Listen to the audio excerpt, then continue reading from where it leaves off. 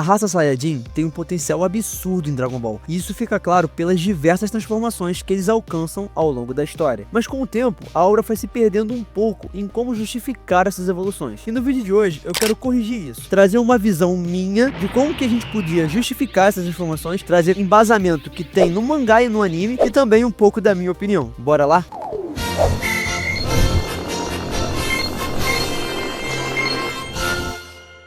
Fala Blippers, Bismarck falando e bem-vindos a mais um vídeo aqui no Jornada. E antes da gente falar das transformações, a gente precisa falar de alguns conceitos que eu vou usar como referência para que a gente chegue em cada transformação. Primeiro deles, todo Saiyajin puro nasce com cauda. Eu sei que isso é óbvio, mas só pra gente deixar claro esses pontos, tá? Meio Saiyajins podem não nascer com cauda, sendo uma característica recessiva. Número 3, vamos usar as células S aqui. Cada Saiyajin nasce com uma quantidade de células S, que são o que vai definir o seu potencial de transformação. Nobres, como Vegeta, por exemplo, nascem com muito mais células S do que os de classe baixa como Goku. Meio Saiyajins têm uma probabilidade de nascer com uma quantidade bem maior de células S do que os Saiyajins puros. Essas células podem se multiplicar no corpo do Saiyajin com base em algumas coisas que acontecem ao longo da sua vida. Treinamento físico intenso, situações de quase morte, como por exemplo um Zenkai, emoções fortes, como raiva, medo, tristeza, que acabam gerando alguns gatilhos no Saiyajin para que essas células se multipliquem. E o último aspecto é o ambiente. Se o Saiyajin vive num lugar mais pacífico, num ambiente mais calmo, a longo prazo essas células tendem a se desenvolver mais do que um Saiyajin que vive em guerras, certo? Então vamos para a primeira. Ozaru. Aqui eu não mudaria nada na regra tradicional. Se tiver cauda e olhar para a lua cheia ou uma lua artificial, como o Vegeta já fez, bum, a transformação de macaco gigante acontece. Ela traz um multiplicador de 10 vezes o poder base do guerreiro. Vantagem dessa transformação: o usuário ele não tem desgaste energético, ele não consome as suas células S enquanto usa essa transformação, além de ter um alcance muito maior por se tornar um macaco gigante. Só que essa transformação tem algumas desvantagens. A primeira delas que a gente pode citar aqui é o fator velocidade. Além de você ficar um pouco mais lento, o usuário acaba sendo um alvo mais fácil de ser atingido, né? Além desses dois aspectos assim que estão mais relacionados a você se tornar um macaco gigante, tem a fraqueza do próprio Saiyajin, que é o fato de caso seja cortada a sua cauda, ele vai acabar voltando a ser humano novamente, e também, se claro, for destruída a fonte que gera esse poder, que é por acaso a lua ou uma lua artificial. Outro ponto para a gente citar aqui, que pode ser desvantagem para alguns Saiyajins, é o fato de que essa forma precisa ter um controle mental muito bom, para que você consiga ter consciência enquanto está transformado. E muitos dos Saiyajins, às vezes até de classe baixa, não têm esse domínio do controle da forma Ozaru, e acabam tendo a sua consciência totalmente perdida, voltando a si só quando a sua cauda é cortada, ou a lua é destruída, ou simplesmente não é mais lua cheia, aí eles voltam ao normal. Super Saiyajin 1. É aqui que começa a complicar um pouco os conceitos, então eu vou exemplificar os números, né, trazer números exatos para que a gente consiga criar melhor essa teoria, tá? Para alcançar o Super Saiyajin 1, o guerreiro tem que ter no mínimo no seu corpo 1000 células S. Só que para ele poder se transformar em Super Saiyajin, ele vai precisar, vamos dizer assim, cristalizar essas células no corpo dele, como se ele fosse colocar num pacote aquilo ali tudo junto. A partir do momento que você chegar nas 1000, quando você junta as 1000, você tem uma transformação. É tipo isso. E para que ele consiga fazer isso, tem duas formas disso acontecer. A primeira delas é o gatilho emocional, assim como a gente vê o Goku lá na saga Freeza, na partir do momento que o Kuririn morre.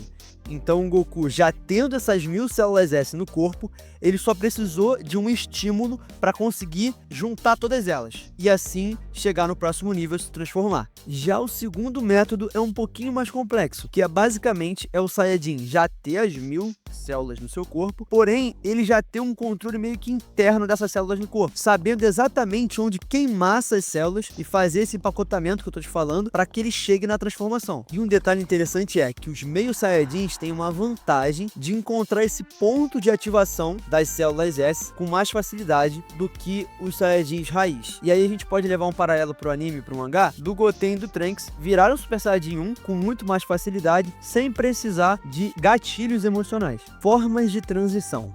Lá na Saga Cell, além do Super Saiyajin 2 do Gohan, a gente foi apresentado a outras formas de Super Saiyajin, como o Super Saiyajin de grau 2 e 3, alcançados pelo Vegeta e pelo Trunks, e o Super Saiyajin Full Power, que o Goku alcançou lá na Sala do Tempo com o Gohan. Primeiramente, em específico, o Super Saiyajin grau 2 e 3, eles são basicamente uma transformação que usa as 1000 células cristalizadas do Super Saiyajin 1, e dentro dessa caixinha que a gente falou, né, onde coloca essas 1000 células, eles colocam mais algumas células não preparadas, não cristalizadas. É como se você estivesse colocando mais poder em um lugar que não cabe mais nada. Então você tem um acúmulo de poder maior, porém você tem alguns defeitos nessas transformações, que é o que foi visto na luta contra o Cell, onde o Vegeta e o Trunks perderam muita velocidade. O Trunks tinha muito mais poder e muito menos velocidade nas lutas. Uma analogia que a gente pode fazer aqui é você dar um machado, por exemplo, de 10 quilos na mão de uma pessoa fraca. Essa pessoa fraca, ela tem uma arma ali extremamente forte, só que ela vai ter muito mais dificuldade para poder carregar e usar essa arma pelo fato dela não ter força suficiente para usar. Agora, falando do Super Saiyajin Full Power do Goku, aprimorado na Sala do Tempo, ele basicamente é a cristalização aprimorada do Super Saiyajin 1, que faz com que ele queime muito menos energia usando o Super Saiyajin 1. E se a gente fizer uma analogia com as transformações grau 2 e 3, onde para chegar nesse nível era preciso usar mais células S num espaço que só podia ter 1000, nesse caso o Goku pega as 1000 células e tenta cristalizar ainda mais, fazendo com que ela ocupe menos espaço nesse agrupamento de 1000, sabe? Consequentemente, ele vai ter menos gasto de energia e mais mobilidade. Super Saiyajin 2. Para o Super Saiyajin 2 acontecer, o guerreiro precisa dominar completamente o Super Saiyajin 1,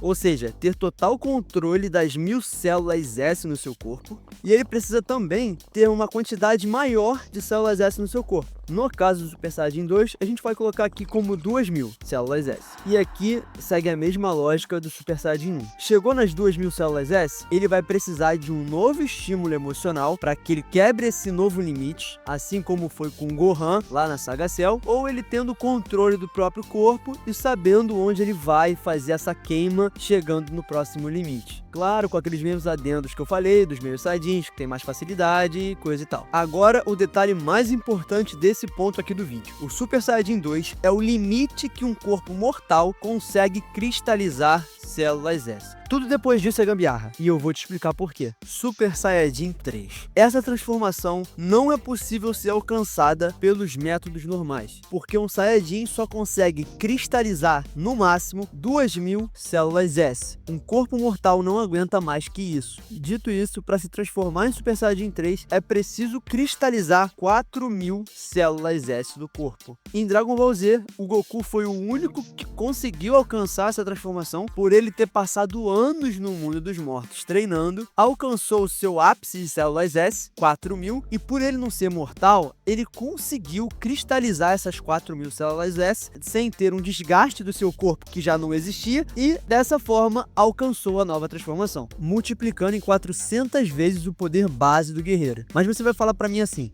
Mark, mas isso não faz sentido, porque o Goku, quando voltou pra Terra, ele ainda conseguiu continuar se transformando em Super Saiyajin 3, mesmo tendo desgaste absurdo. Beleza, você tá certo. Porém, o que eu quis dizer aqui é que ele não consegue cristalizar 4000 células S. Mas ele, a partir do momento que o Saiyajin desbloqueia essa transformação, ele consegue alcançar a transformação tranquilamente, porque ele já desbloqueou um novo limite no corpo dele. Porém, como toda transformação de Super Saiyajin que eu citei agora, além de você ter o multiplicador, você tem um desgaste que é proporcional à quantidade de poder que é multiplicada. Por isso que o Super Saiyajin 3 é uma transformação pouco usada pelo Goku, porque o desgaste é muito absurdo. Dito isso, pra mim, a transformação de Super Saiyajin 3 do Vegeta em Dragon Ball Daima não faz muito sentido. Mesmo que a gente esteja teorizando as coisas aqui, não tem embasamento nenhum o Vegeta treinar seus métodos de treino normais, que ele já faz lá na sala de gravidade da Bulma, e alcançar essa transformação. Mesmo que ele já tenha morrido lá na Saga Z, não foi o suficiente para ele conseguir alcançar o Super Saiyajin 3. 3. E se vocês quiserem, a gente pode fazer um vídeo sobre isso aqui do Dragon Ball, de por que não faz sentido o Vegeta virar Super Saiyajin 3 em Daima. Mas vamos pro próximo. Super Saiyajin 4. Pra mim, uma das melhores transformações de Dragon Ball disparado é o Super Saiyajin 4. E como é que você faz pra alcançar essa transformação? Primeiro delas, ter cauda, dominar o Super Saiyajin 2 e ter o controle total da sua forma Ozaru. Ou seja, você ter a consciência junto com a sua força de Ozaru. E o que acontece? Quando você se transforma em Ozaru, mas mantém a sua consciência e ao mesmo tempo consegue ativar o poder de Super Saiyajin, o Ozaru se transforma no Ozaru dourado. E é aqui que a parada fica sinistra. Por quê? Quando você faz isso, você está estimulando as tuas células S ao seu poder bestial. Muitos não conseguem controlar esse poder, porque é como se você tivesse que ter um controle do seu Ozaru, mas multiplicado pelo poder de Saiyajin. E caso você consiga controlar essa forma, estabilizar o fluxo de células S no seu corpo e cristalizar esse poder, aí nasce o Super Saiyajin 4. Todo o poder do Ozaru com o poder de Saiyajin. A fusão dos dois, com um poder absurdo de 500 vezes a forma base do guerreiro, sem a queima das células S de forma descontrolada. Um guerreiro perfeito. Em Dragon Ball Daima a gente não teve a aparição do Ozaru dourado, mas eu tenho uma explicação muito boa pra isso e a gente vai ver isso em próximos vídeos. Então fica ligado aqui no Jornada que vai ter vídeo disso. Além desse fluxo de transformações, existem algumas ramificações que eu vou exemplificar elas agora aqui pra vocês. Super Saiyajin lendário. Essa transformação é aquela que vemos com a Kale e o próprio Broly, onde esses Saiyajins que nascem a cada 1000 anos, Saiyajins raros, que tem um poder oculto dentro deles, que é basicamente o poder do Ozaru na sua forma base. Ou seja, ele já tem um multiplicador de 10 vezes a sua forma base, sem precisar se transformar em Ozaru. Por esse Saiyajin ter essa particularidade, ele possui uma transformação diferenciada dos outros Saiyajins comuns ao alcançar certos níveis de células S no seu corpo. Seguindo as mesmas regras do Super Saiyajin 1 e 2, ele precisa das mesmas quantidades de células, porém, em algum ponto entre Super Saiyajin 1 e 2, ele consegue cristalizar uma nova forma de transformação que damos o nome de Super Saiyajin lendário. Grande desvantagem dessa transformação é o fato do descontrole